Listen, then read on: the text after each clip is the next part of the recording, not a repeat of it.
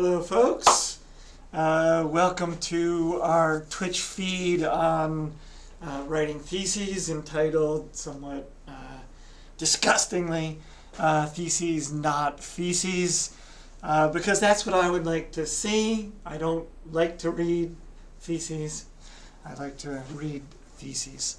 So hopefully you will hopefully through this talk you will be able to produce something that is a little bit more nutritious than you would have otherwise. So welcome. If you can do me a favor, maybe a couple of you can maybe just respond in the chat room here to make sure that I know everything is working okay. I know that last year we had a few technical challenges here, and I would love for you to let me know. And thank you, Jisan and Prince, etc., etc. That's great. I won't hold you guys up any longer, other than to let you know that you are listening to Jay Dilla, which in the background, I don't know how legal it is to broadcast that stuff, but it's for educational purposes. So the basic point here today, and the one that matters most to you as master's students seeking to, or PhD students seeking to complete your degree, is that the only good thesis is a finished thesis, right? You want to make sure you get it done in a timely manner so that you can graduate and get your degree and move on to the next step. And so the first thing you've got to know is that no matter how smart you are, no matter how much work you plan to put into it, your thesis is very unlikely to be a masterpiece, right? So I know, because I was there, right? When you think about writing your master's thesis, it's a big, huge, promising event. You're going to create this masterpiece that's going to just lay down the law for some sort of research topic that you're interested in. But you gotta, if you're going to be happy, you gotta let that go, right? Because, because you're all learning, we're all learning to write better and to produce better work, right? And since this is really your first major step for most of you in producing a written piece of original research, it's unlikely to be a masterpiece, right? There's a few out there, but very few really are, right? Point made. The second thing is, and a super important thing, is that if you think that your thesis has to be perfect, you're never going to get it done, right? You're going to always let the possibility that it could be better get in the way of making progress, right? I mean, I'm a victim of this all the time. It's like, it's not good enough. I got to work on it a little bit more before I submit my paper to a journal or something like this. But there's an old Italian proverb which goes, "The perfect is the enemy of the good," right? So if you keep striving for perfection, which is unrealizable, you will never achieve the good and get through your thesis and move on. So don't try to do something perfect. The second thing is, if you have not done this already, please go to this link without the period here and sign up. The Campus Asia people would very much like to know who is listening, and I'm really frankly amazed that it says that 77 of you are actually listening at the moment. That's pretty amazing to me. That puts the pressure on, right? So please sign up at this link if you haven't already. And I'll tell you what, I will make that easier for you by putting it in the chat room as well. Oh, somebody's already there. Thank you. You guys are awesome. And then the last thing I'm going to say is that I know this is supposed to go and finish at 1.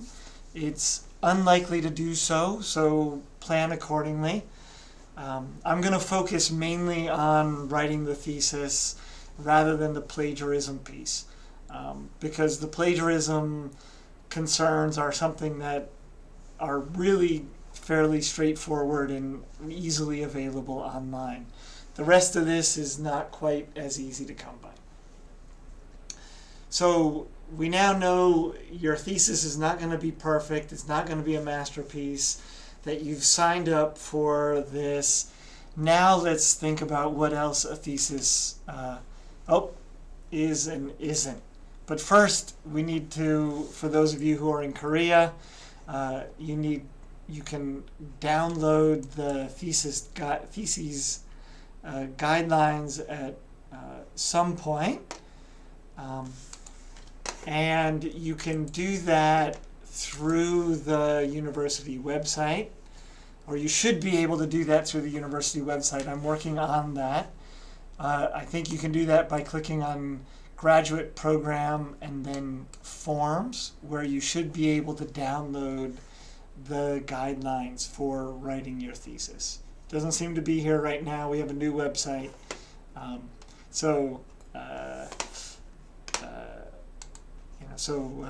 But you should be able to find it there. I'm checking with the people in charge. But download that and start using the guidelines from the very beginning is my suggestion. That they'll give you the format and how to do it.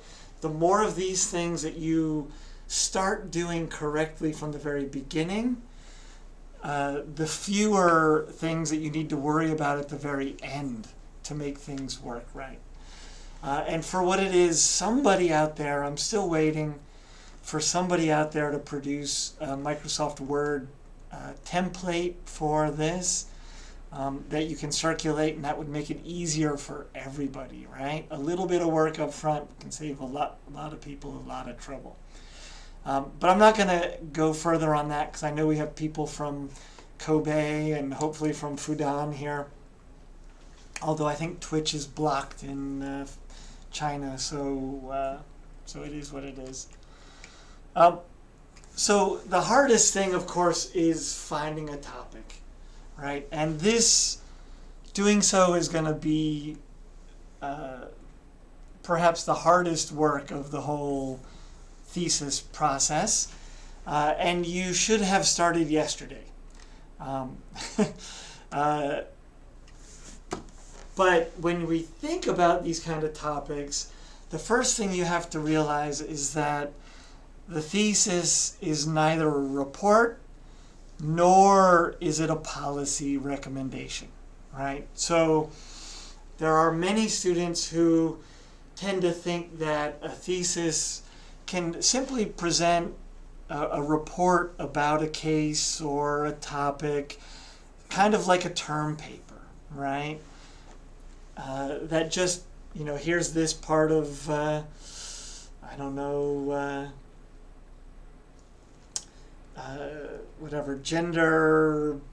gender bias in development policies in the UN, in this country, in this country, in this country, in this country, right?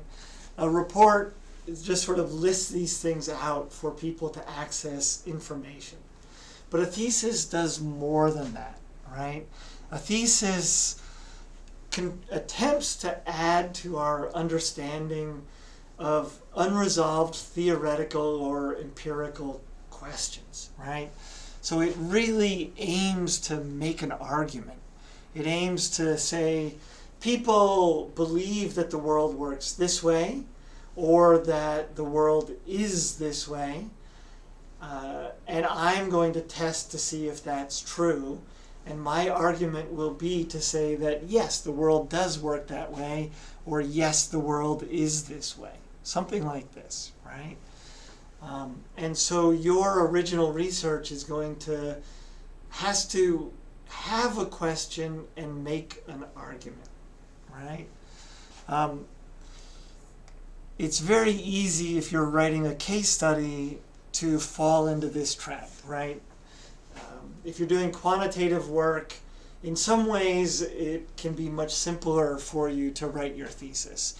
Structures are more straightforward, methodology sections are more straightforward, and you do come up with some sort of findings or other. With a case study, it's quite easy to just think that you just report what happened and that's it.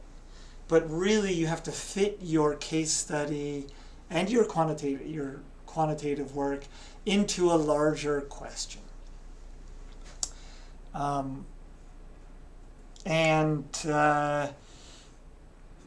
anyway, I'll come back to this part later.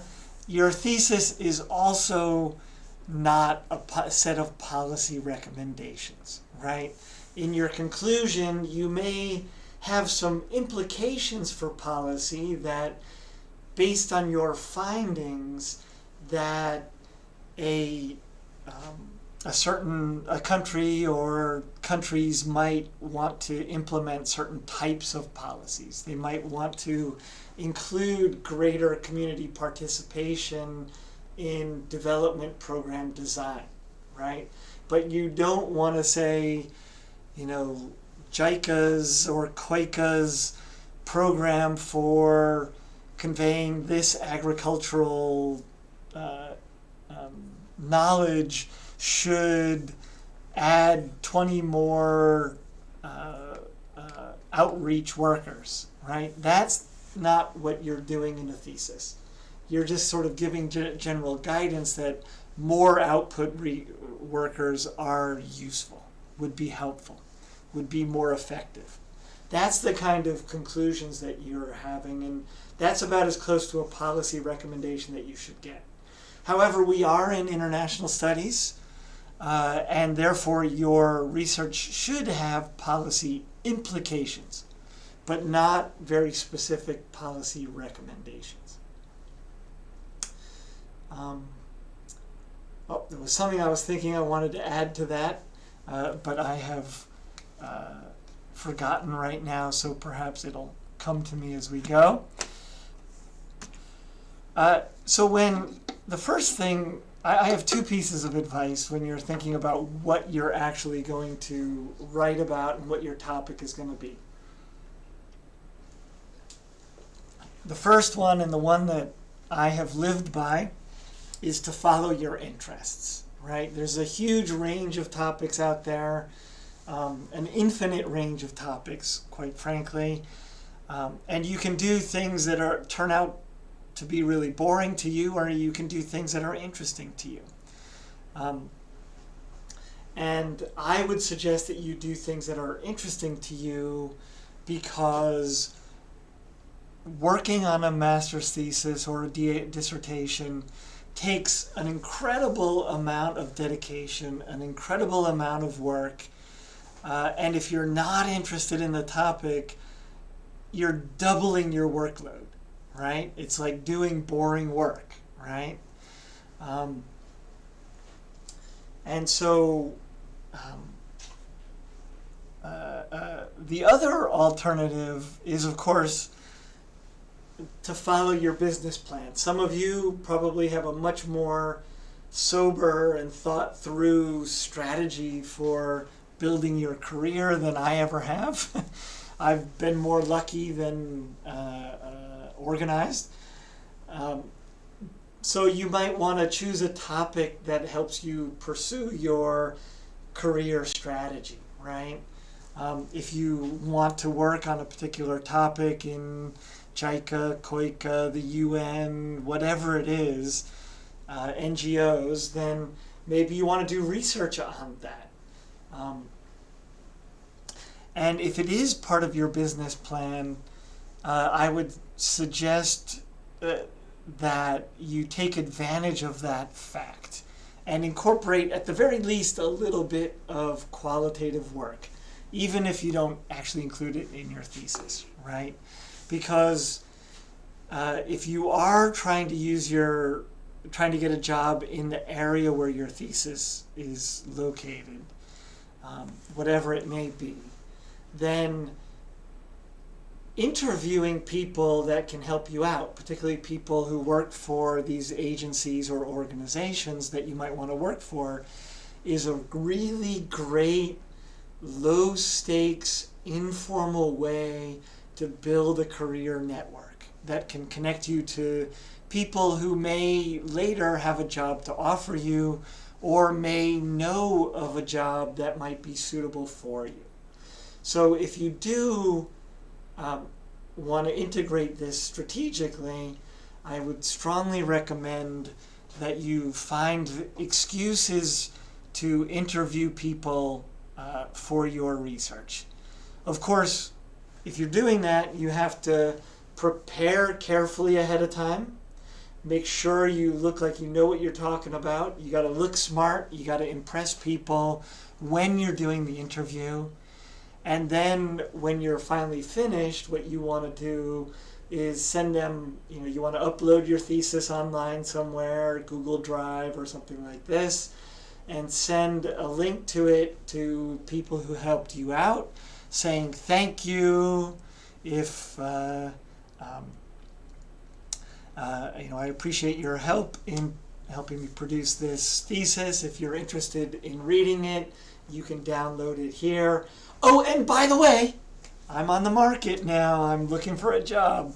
So if you happen to know of anything, I would love to hear from you. So you can strategically use your thesis to advance your own career, right? And that brings me back to following your interests, which is that if your career isn't something you're interested in, you're unlikely to have a lot of fun doing that and pursuing that career, right? So following your interests can make your long-term life a little bit easier if you're trying to work this into your business strategy. And how do you know what you're interested in? Some of you already do, many of you already do, I'm sure. But if you listen to your brain and you sort of when you're reading papers for classes or reading papers to develop your thesis topic, you'll see your little pituitary gland way back here in your back of your cranium somewhere is going to squeeze out some juices that make you go, ooh, I like that. That's interesting, right? And other things are going to be like, I'm ready to go to sleep. So, pay attention to what it is your brain tells you you like. It may not be what you think you like. And you can build a thesis out of anything you're interested in. I'm convinced of that. And you'll be happier in the end if you do, I think. But enough of that on this part. As I said, theses advance knowledge. They don't just report what we already know. They advance our knowledge. They move us forward. And as Kim Jung-ho, professor, one of our professors here, used to say or says, there are 3 ways you can advance knowledge. 1, you can ask a new question. 2, you can use a new methodology to answer an existing question. Or 3, you can use a new data set to answer an existing question, right? So that is, number 1, you can come up with a question that somebody hasn't asked before. That's a lot harder than you think. So don't be shy about looking at a familiar question in a new way, employing either a new methodology. You can look at somebody who you're going to read papers for your literature review that are going to do linear regressions, but they're not going to incorporate a particular variable that you might think is important. That's a new methodology. Or they might use I don't know. They might use a single case rather than comparing cases. So you might compare a couple of cases, right? And that brings us to the third one, which is to employ a new data set. And that means that you can find data that's just recently been released or that people haven't used to answer the question that you're answering. You can even quite often use the same data set that somebody used before, but use updated data, right? To test to see if their findings still hold true, right? You can, or if you're doing qualitative work, you can use a new case study, right? People might have studied the impacts of latrines in reducing waterborne diseases all over Africa, but maybe they haven't done so in Malawi or in a particular river basin or proximate to a river. Or they might not have done it in the Gesu district of Tanzania, right? You can always find a new case study and see how that reflects on what we already know. And those are legitimate ways to go.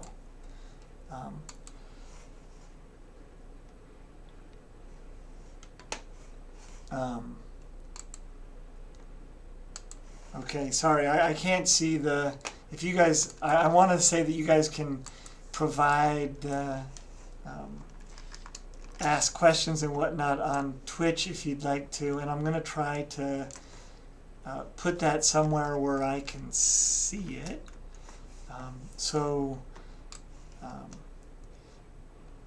Just in case you do. So if you do have questions, type it up there. I can't promise I'll pay enough attention to answer them, but I will try. So these are the three ways you can advance knowledge. The follow-up to this is that typically if you're doing a master's thesis, just one of these three is sufficient. Two of them, and maybe you're writing a PhD dissertation, right? So you only need to do one. Oops, I already said this. Question is not a search for policy recommendations. Clearly I have to fix up my thesis. So let me give you a little bit of a suggestion here. Let's look at a bad sample proposal before we talk about good questions, right? So, and this person, I stole this from somebody, and his thesis wound up in the end being quite decent, and I believe he's now pursuing a PhD. But this is where he started, and this I don't think is such a good way to start. I point this out because I'm not sure if this is a Korean or Asian or some other broader approach to organizing your research, but quite often students, I find, sort of think of a topic like this, responsibility to protect and non-interference in humanitarian crisis, which is a great topic, but there's no question in this topic, right? So that's already, a clue that we have an issue here. It's just a topic, it's a great topic, but there's no question. But what this student originally did is, based on this topic, came up with this tentative table of contents of describing what humanitarian assistance is, how it works internationally, regionally, what responsibility to protect is, etc., etc., some examples of each of these, and then a conclusion, right?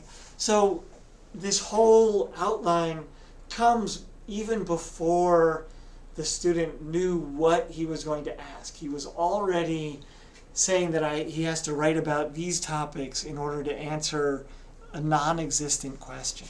And I think this is a suboptimal way to go forward. I think what's critical, and I will emphasize this, is to write a good literature review and prepare a good literature review, and then you will have a good question and your thesis will move forward very effectively, I think. And that's what I'm going to argue here. That's my thesis for today. Because what happens is when you do this kind of thing, you include a lot of information that you don't actually need. It doesn't help. But I'll come back to that. So what does make a good research question? And I'm totally stealing this from this article here. I encourage you to check that out. First, you have to have a topic, right? Like this previous student did. But the rest of it he didn't have, right? He didn't say what he was trying to do, whether he was trying to discover something, explore something, explain something, describe something, compare something. He wasn't, there's no indication of where he was going with the topic, right? And critically, you need to know what questions you're interested in. You have to have a question that has a what, where, when, who, how, or why. I think that's all of them. And you need to, in your question, identify the constructs, the sort of theories and variables that are involved in your question. And then indicate how you expect those variables to be related to each other, right? So you might have variables like tenure, income, legal structure, something like this. And you might have expected relationships like income will impact tenure. This is housing tenure, your ability to stay somewhere. Positively, right? Or income will even better than impacts. You can be more precise and say tenure, income increases security of tenure, etc. So when you're thinking about your question, and this is key for writing a thesis and doing original research, is you need to think about how, as one of our former professors used to say, how do you know it when you see it, right? So you might have a question in which you think, well, how does foreign direct investment impact economic growth, right? And that's fine. That is a connection and a reasonable question to ask. But it's not very specific, and in many ways it is going to be too broad for a master's thesis.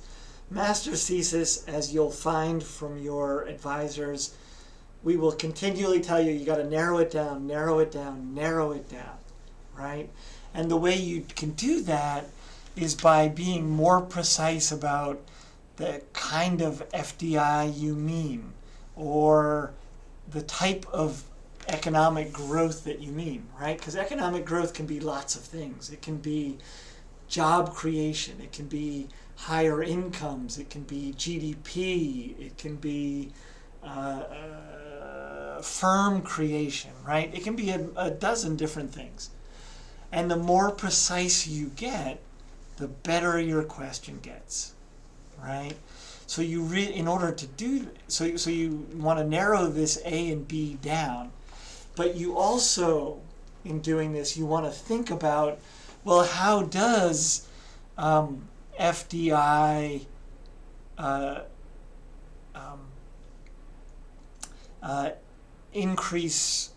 create jobs, right?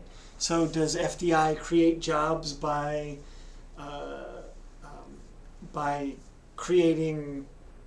bringing money into the country that is then loaned out Does FDI create new jobs by creating new establishments or new firms?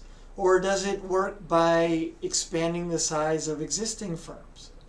You know, there are a dozen little ways, again, that A can influence B. And that's where the juicy questions are. The narrower you can make that, the better your thesis question will be, and the easier your research will be.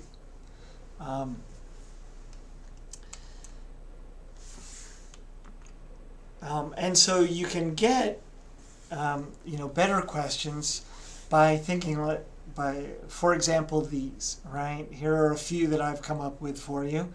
A bad one is, how does gentrification affect Hanoi residents, right? That's really quite broad.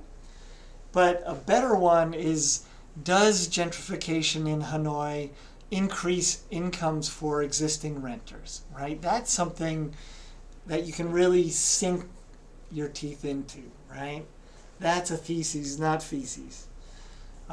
Another bad example, how can we encourage developing country girls in developing countries to attend school, right? And that's a good question, an important question, a nice broad topic.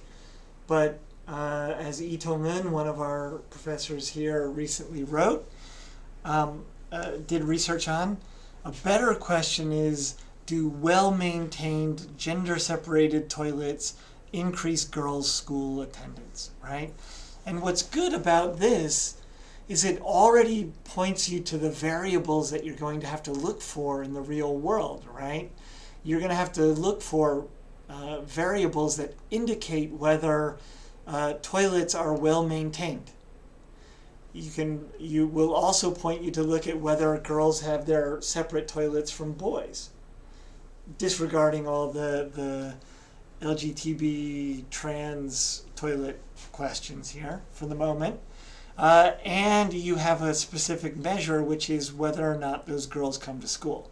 It's not their grades that you care about. Attendance, we assume, leads to better grades. But and that might be a motivation for you to ask this question.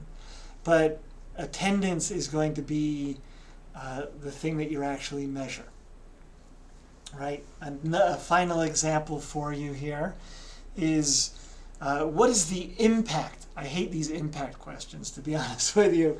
They're a good place to start, but they're terrible thesis questions. What is the impact of the Me Too movement on cosmetic surgery, right? A better one is, has the Me Too movement in Korea decreased the revenue of cosmetic surgery offices in Korea? Again, we can look at the rise of the Me Too movement. We can, and then we can also find information on revenue of these offices, right? So we have things that we can look at, and we have a concrete relationship that we can examine here.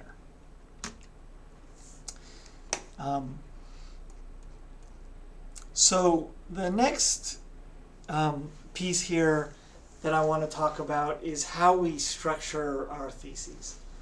Now that I've talked a little bit about finding a question, right?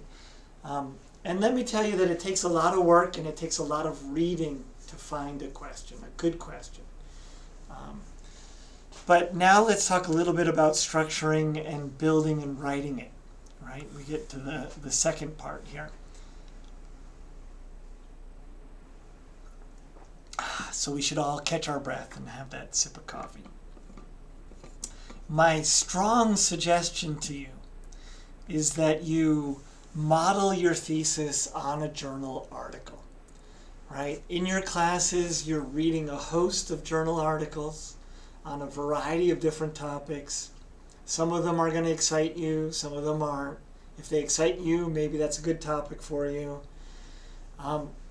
But beyond the topic itself, if you look at a research article, not necessarily a theory article, right? Because while you can write a thesis that is theoretical, you are probably not informed enough to do that, so you should probably avoid it. So you want to think about the research articles that you have read and are reading.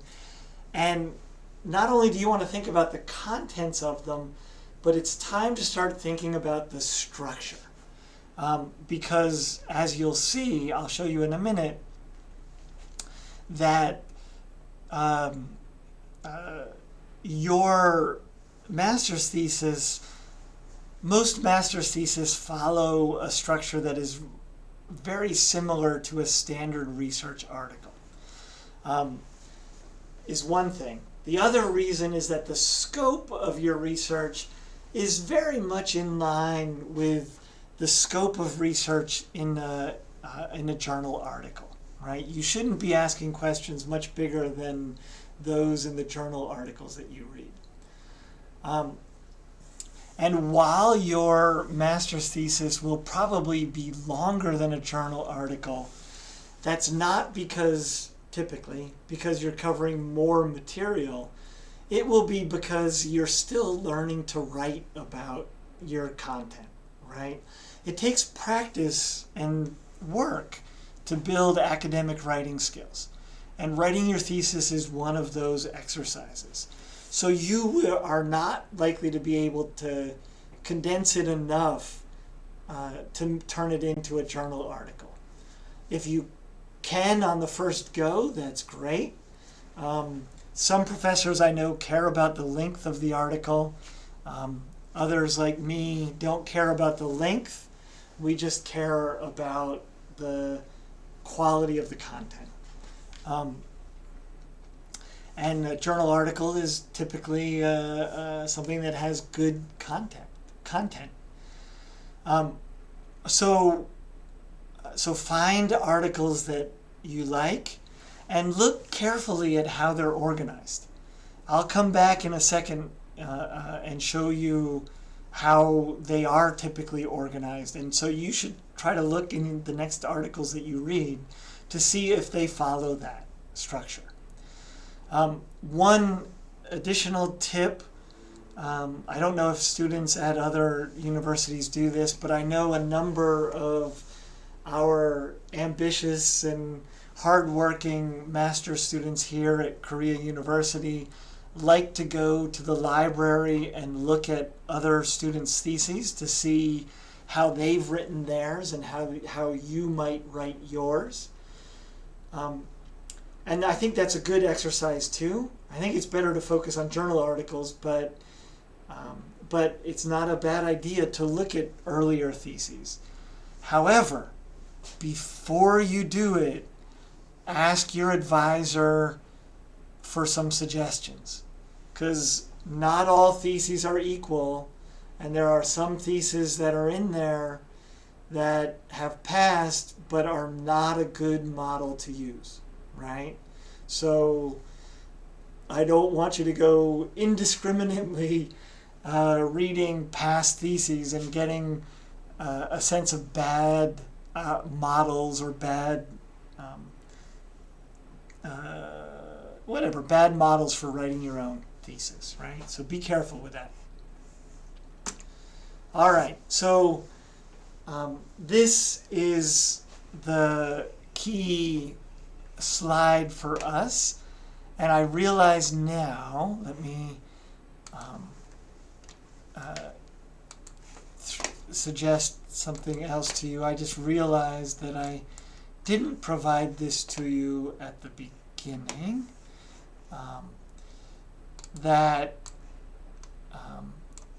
If you want this information, you can go to my website here, where I have a lot of this information saved.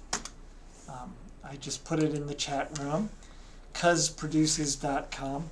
And on my website, I have a spot over here. Oops. I have a spot on the right-hand side that says thesis writing. And if you scroll down through that, you'll find a lot of this material. And in fact, you will find an earlier version of this very presentation with most of the notes that I use. Most of the notes I use to present it. right? So you can download that here, and that will include the slide that I am now showing you. And I think this is a good basic structure for a thesis.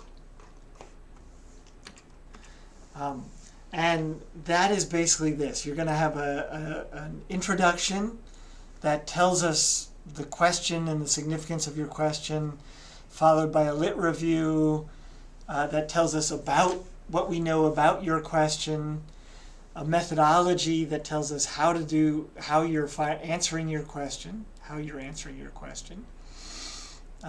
then a chapter that tells us what you found out, and then one that discusses how your findings relate to what we know or what we thought we knew about your question, and then a conclusion which might actually include some policy implications or recommendations. So let me go through those a little bit piece by piece here. Let me point out that these word lengths are simply guidance. They're not absolute in any way. Same thing for the structure in general. There's no, there's no absolutely firm way to write your thesis, but this is a good time-tested approach, and so this should give you a rough guideline, a rough suggestion of how to do it. So your introduction, the purpose of your introduction is to motivate your research, to say why we should be interested in your research, and thus what its significance is for development or for policy or for us at large. It also, of course, introduces your question and motivates your question. And finally, typically at the end of the introduction, it provides a few signposts that just tells you what's coming in the future. So the introduction is pretty simple and straightforward. A lit review, and again, this I think, if you do the lit review correctly, and then it sets up your entire thesis for you. So I strongly recommend that you start working on your literature review now.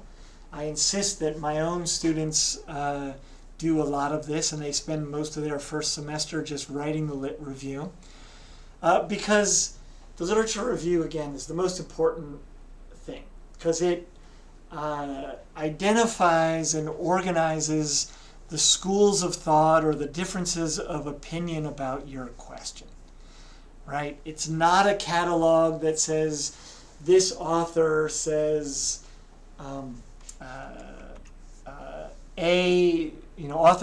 this author says this, that author says that, the other author says something else. It really is much more of an idea of organizing those ideas and saying that the literature suggests that there is a positive impact of FDI on job growth. And then you cite these authors that make that argument. And then you can say, so there are a number of ways that authors think, a number of mechanisms, causal mechanisms, and these are what you should be focusing on in your literature review. There are a number of causal mechanisms through which FDI increases the number of jobs. One of those is through new firm creation, and authors ABC make that argument that it works that way. And authors BCD, DCE, I don't even know the alphabet anymore, argue against that because blah, blah, blah. And then there's another mechanism that FDI creates new jobs through indirect job creation, that the new money that comes in adds money to the economy, distributes it to workers, and those workers spend it in their neighborhoods and create jobs indirectly. And authors XYZ say that, and W, U, and X say that maybe the impact isn't that strong, right?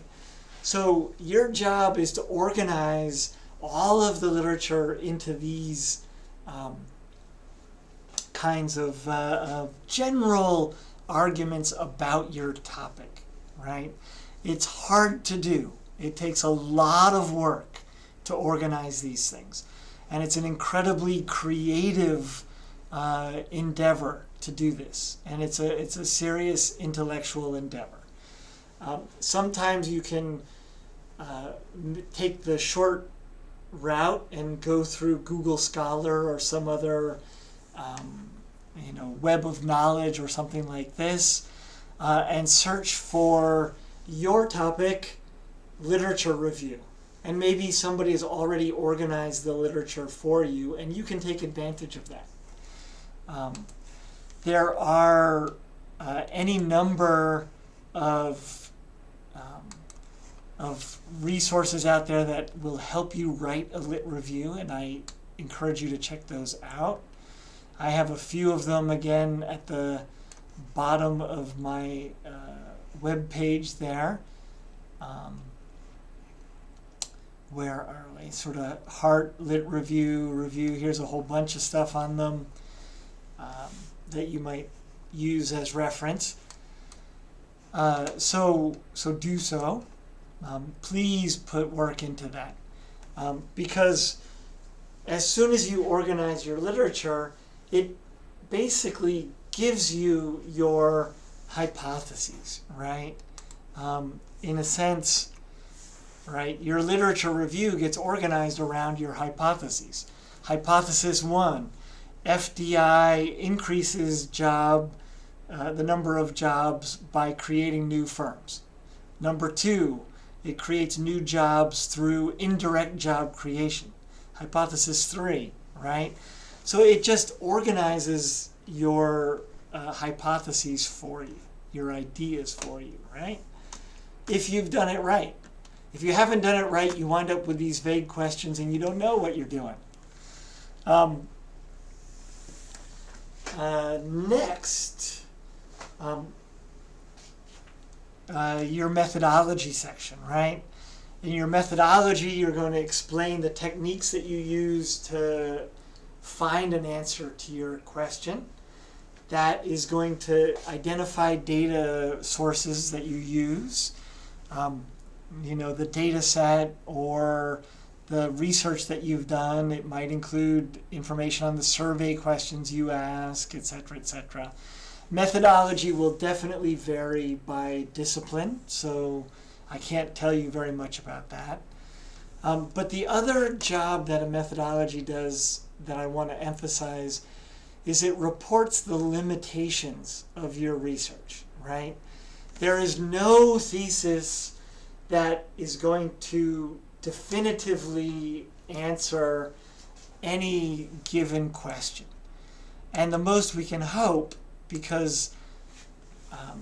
most we can hope is that your thesis will contribute to building a clearer picture of the world around us.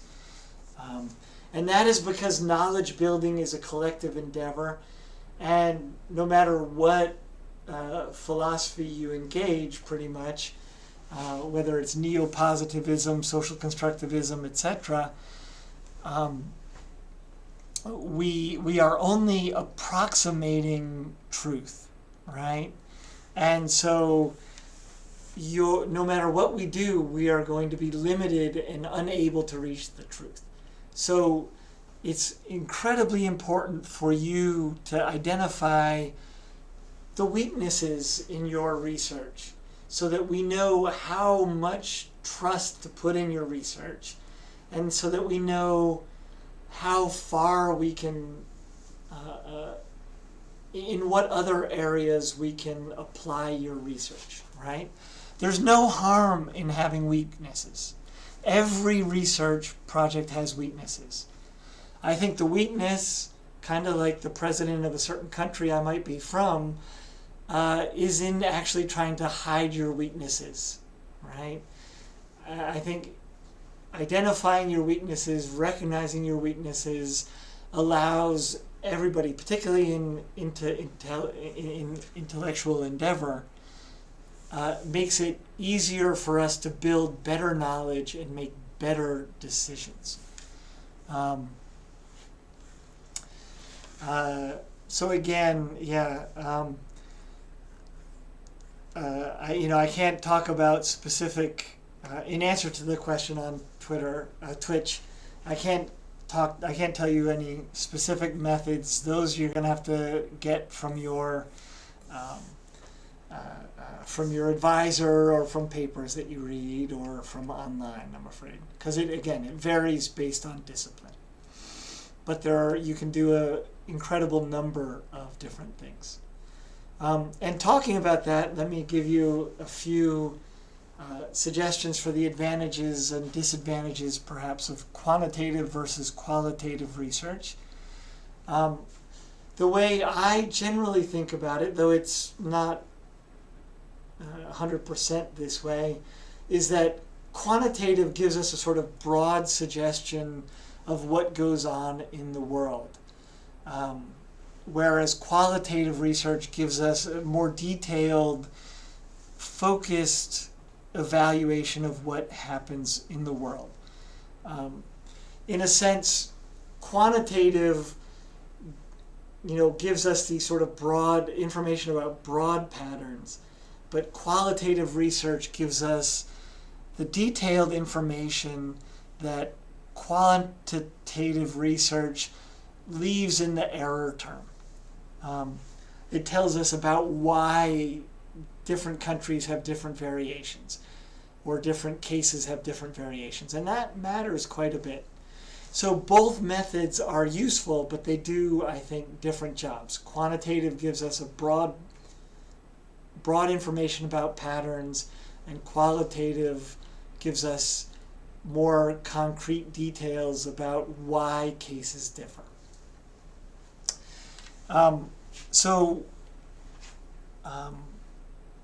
A disadvantage of quantitative, even both of them, right? An advantage of quantitative is that data collection can be really easy. If you find a good data source, you're great. If you have to create a new data set, you have to create a survey, which is a great exercise, but it can be really hard to implement, right? It's hard to find people to answer your surveys. It takes a lot of work. But if there is a data set out there, then it can be quite easy. On the plus side, another plus side of doing quantitative, and I think this is sad to be honest with you, but it's true, that a lot of employers want students or employees who have quantitative skills, who can do regression analyses, etc., etc. So it can often contribute to your employability if you do a quantitative thesis. A qualitative thesis, however, makes it easier to network and meet people in the field. I need to add that to this. But it also can be incredibly, even more difficult to collect data. Especially if you want to do a question on the developing world, right? If you can't travel to that country to interview people, to ask people questions, to see what's going on the ground, it becomes quite hard to do qualitative work. It doesn't mean that you can't do qualitative work based on archival documents and government documents and things.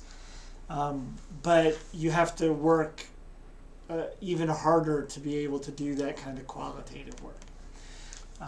And again, on my website, there's a suggestion that if you want to do case study research. This book by Robert Yin from Sage Publications is outstanding on how to think about doing case study research. So you should check that out. The third approach is to triangulate, and that is to combine quantitative with qualitative work, right?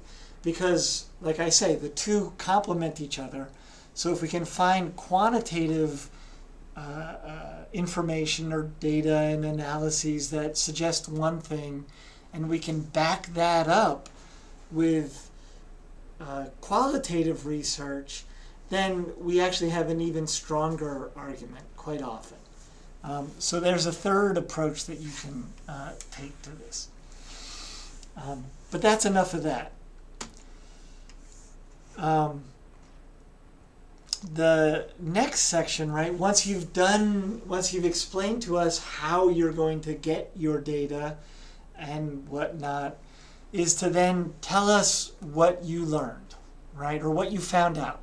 And that is your findings chapter, which might be 1 or 2 or 3 chapters depending on how you want to break it down.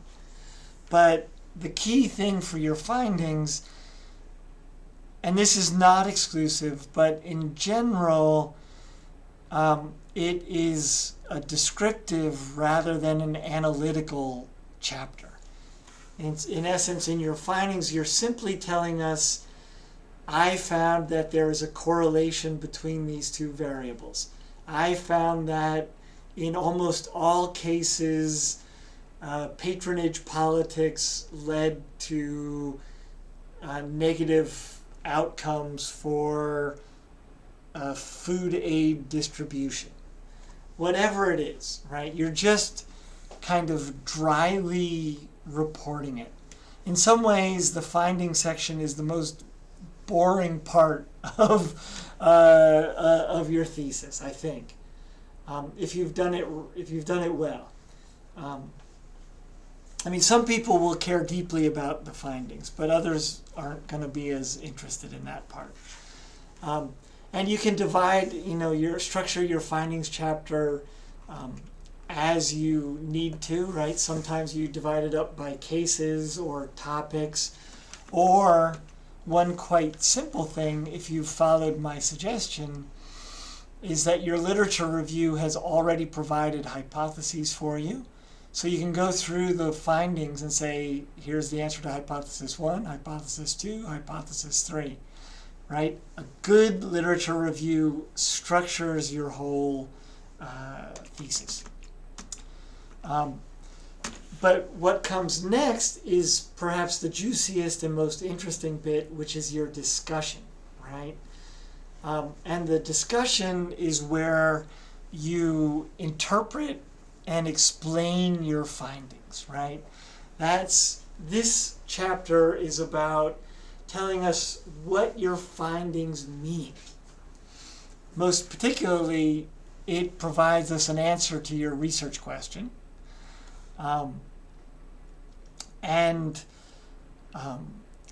in doing so, it connects the findings back to the literature review.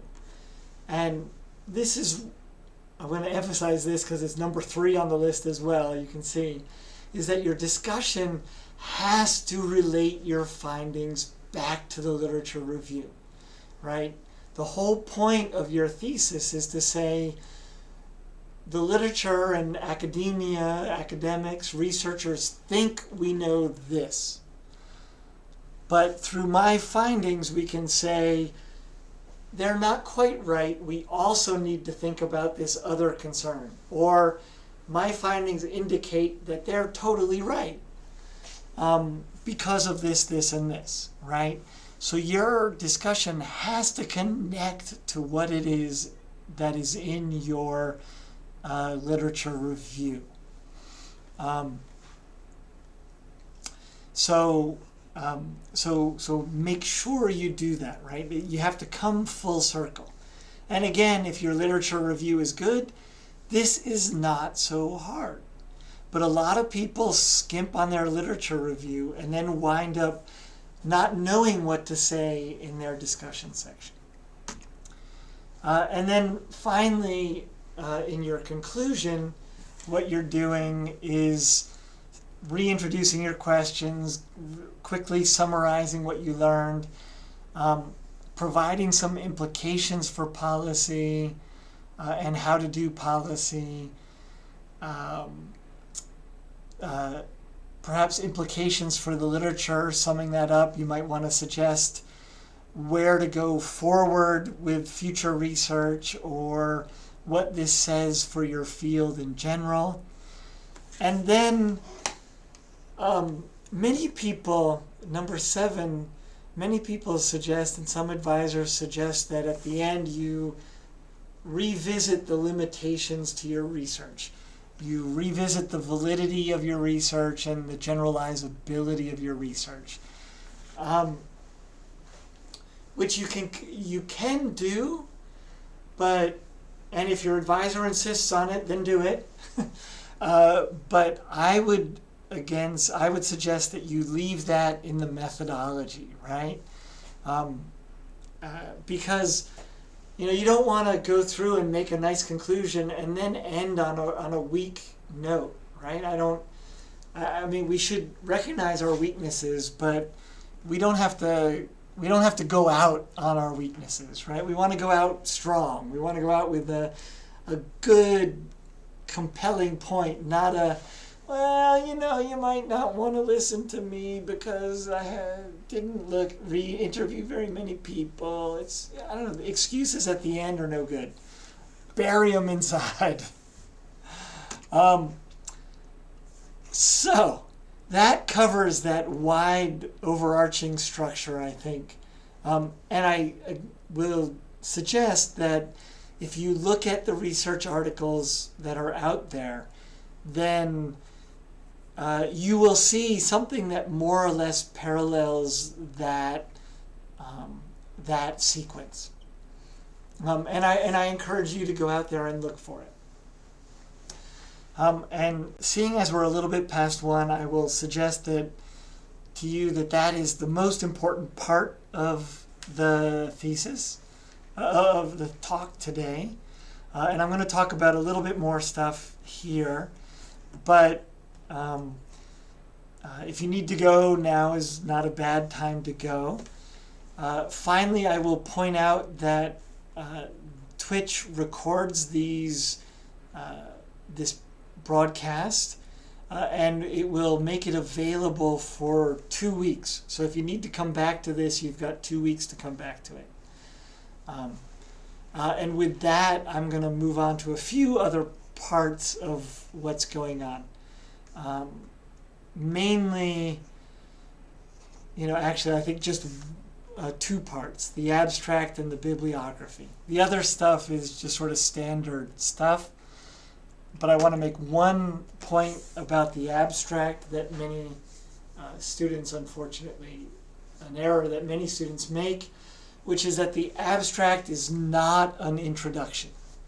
An abstract has to condense your entire thesis into like 250 words, right? That means that it contains your research purpose and question, your motivation for your question. It briefly describes your methodology.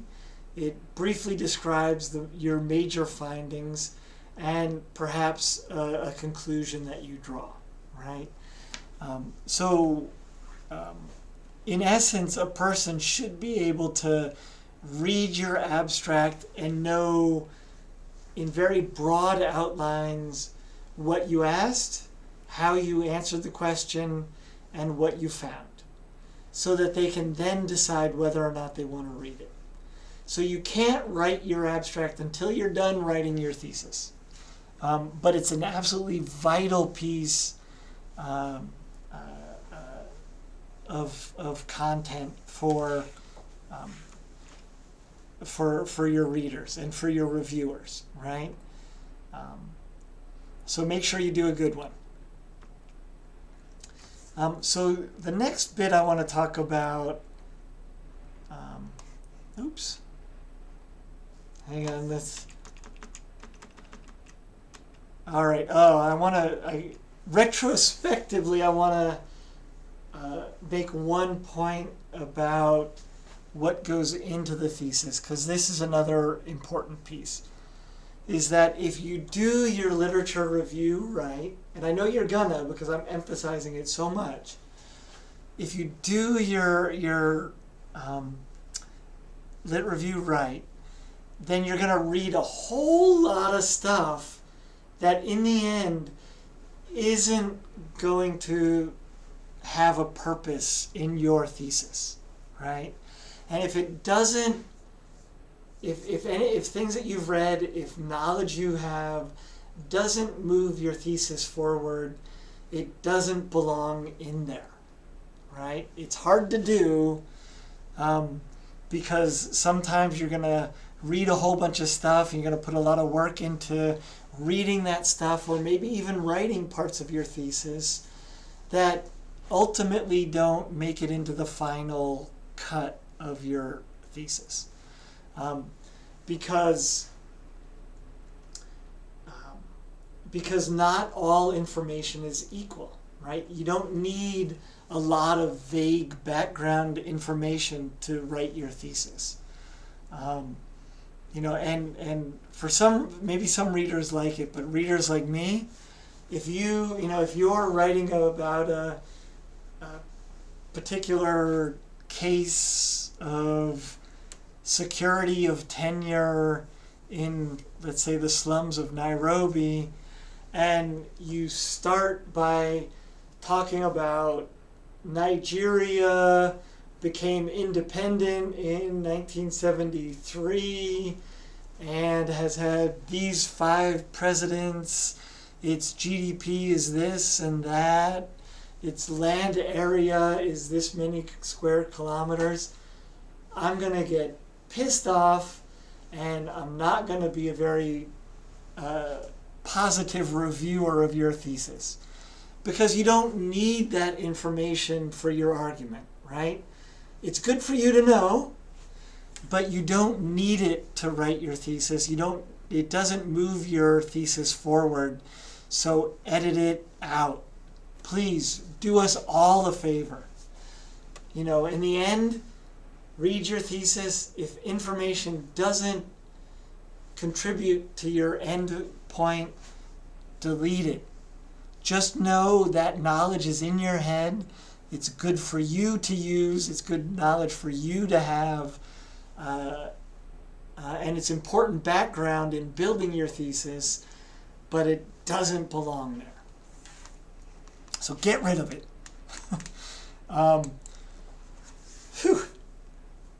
Guess the coffee's kicking in. Too much caffeine, not enough lunch. So let me now introduce to you a couple of tools that I find incredibly useful, and I'm sure you will if you take my advice.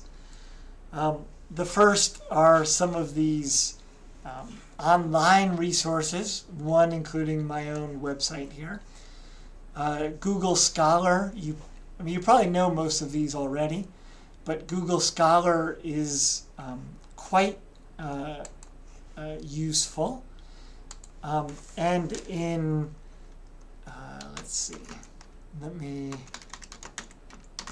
get us there, and I'll give you one tip and stuff for developing your scholar.google.com for doing your literature review. Let's say security of tenure literature review, or whatever your topic is. Your resources will be here. One of the useful things you can do, actually let me just go security of tenure. And one of the important things to look at is this cited by, right? You'll see some cited by 104, almost 200. Let's see, right? As you go 68, 64, 39, you get down here 37.6, right? 6 people.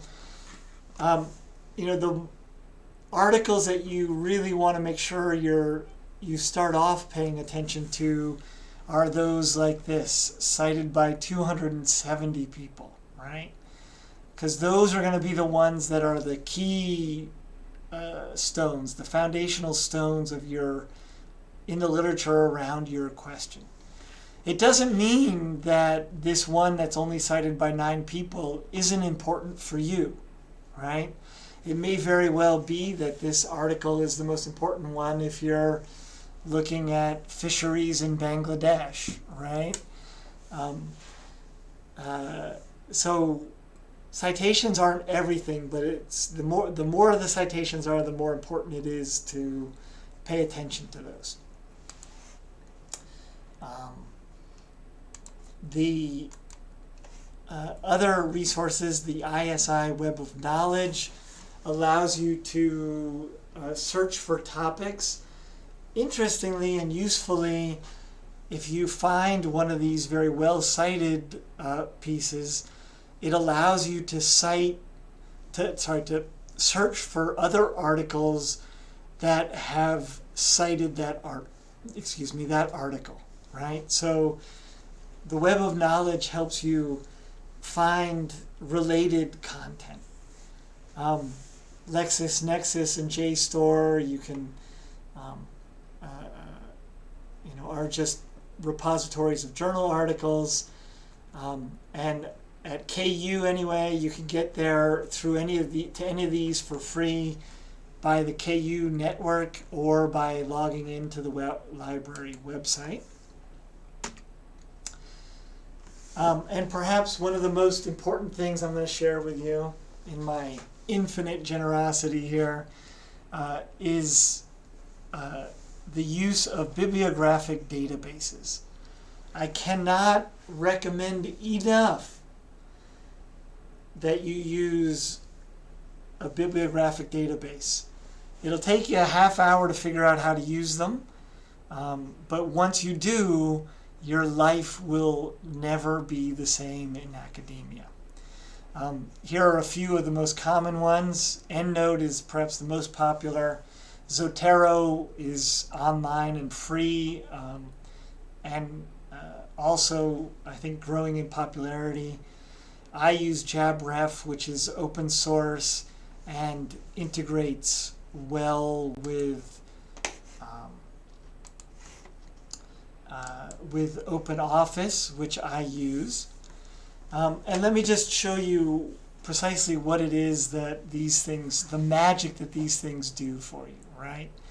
One and basically all they are is a spreadsheet or a database with information about the articles or books that you've read.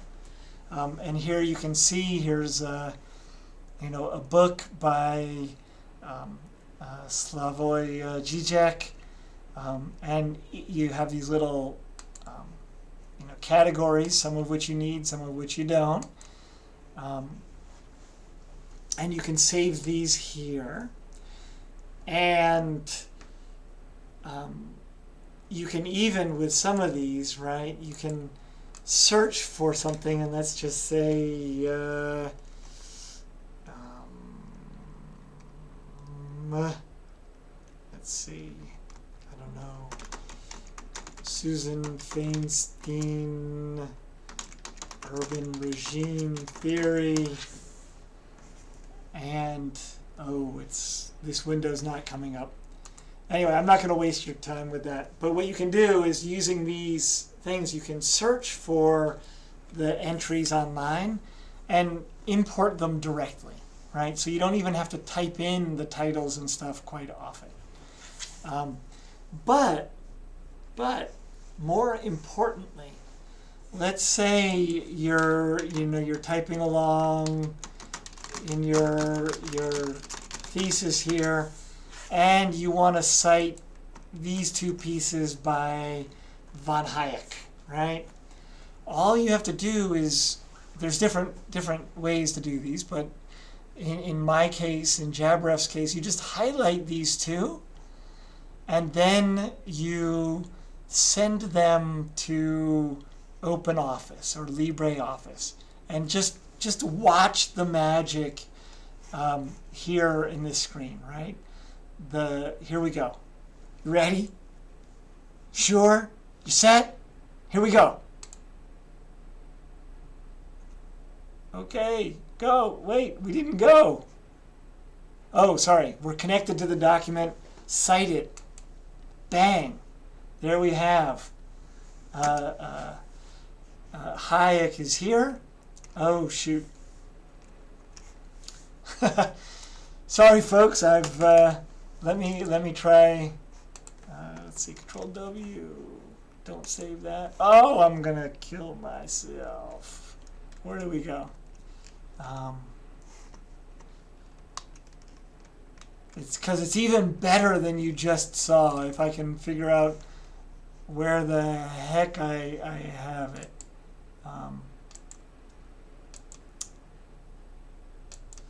My apologies. Let's see.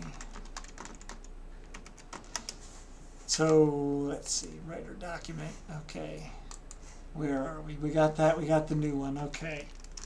So here it goes. Even hopefully even better. If I can get things working for myself. Okay. So we're typing along, blah, blah, blah, blah, blah. We're going to connect to that. And then we have these citations we want to send. Bang.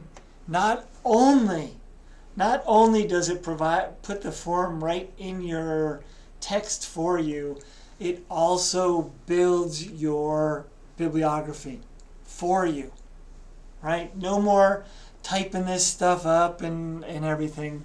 It's right there for you. And even better, let's say your advisor doesn't want you to use this form. You can come back here and you can select a different style, which I am doing off screen right now.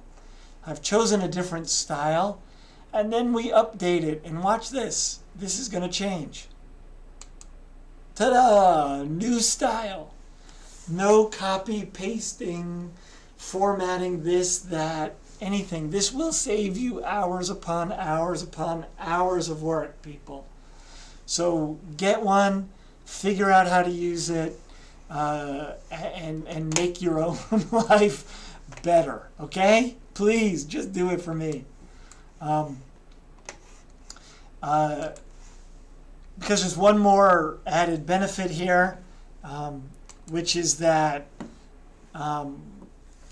what you should also be doing is using the abstract section or the comments section to add your own notes.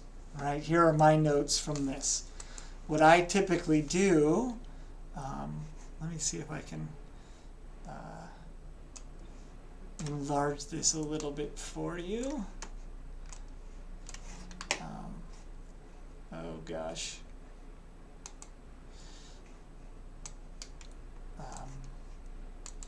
Is I take my own notes. After you read an article, take 20 minutes to write down your own summary. You want to say, oh, I like this article because of this or that, or I thought this article was weak because it didn't include this variable, or it could be stronger if it looked at something else. And I also, as you can see here, will incorporate quotes that I think I might use later, that might come in handy.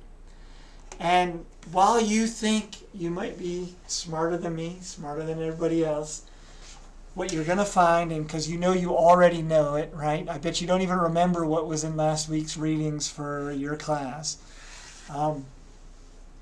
is that we forget what we read. And if you take the time to write out a summary of your reading and your own thoughts about your reading, you get a few benefits. One, it helps you remember better. Two, in a month or two when you're trying to write about it, you don't have to reread the article. You already have your own summary to refer to. And 3, by identifying strengths and weaknesses or your own thoughts about the articles, you help build your literature review. So it can be an incredibly useful exercise. Again, there's a near-term cost to it, but a long-term benefit. So learn how to do it. It'll make your life better. The other thing here, I'm not going to emphasize this too much because it's past my lunchtime. Learn how to use the styles and formatting tool in your word processor of choice. It'll make your life a lot easier. It takes a little bit to figure it out, but once you know how to use styles and formatting, you will save yourself incredible hours of time throughout your career in making formatting changes. It's a key function. So learn how to do it.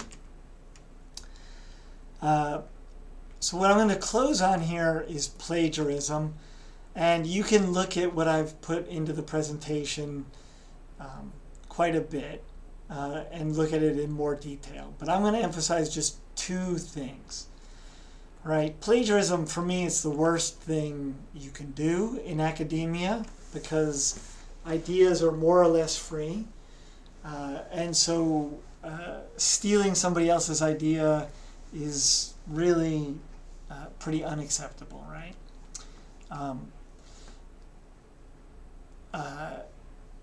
By copying somebody else's idea, copying their words, you're cheating, you're stealing. It's just evil. Use your own brain. And it's okay, right? This is a quote from Jim Jarmusch, is that the famous film director, is that nothing is original, right? And he quotes Jean-Luc Godard, who's even more famous. It's not where you take things from, it's where you take them to, right? And whenever we're reading stuff, ideas, research, etc., we're building our ideas based on other people's ideas. And so what is original is not those ideas, it's the way that we combine them. It's the way that we put them together. So if you're putting ideas together in a new way, there is absolutely zero reason not to say where you get your ideas from. And how do you do that? You just cite. You just put the citations in there, right? You just say, I got this idea from Jim Jarmusch or whatever, right? We all know that these ideas come from elsewhere, and that you're building on those ideas. So give credit where credit is due. That's point number 1. Point number 2, I'm not going to go through these types. You can look at those yourself. My second point is that one of the best ways to avoid plagiarism, especially if English isn't your first language, is once you've done all your research, once you know what you want to say, then build a detailed outline, right? And say you want to make this point, that point, this point, that point, and then write your paper from the outline.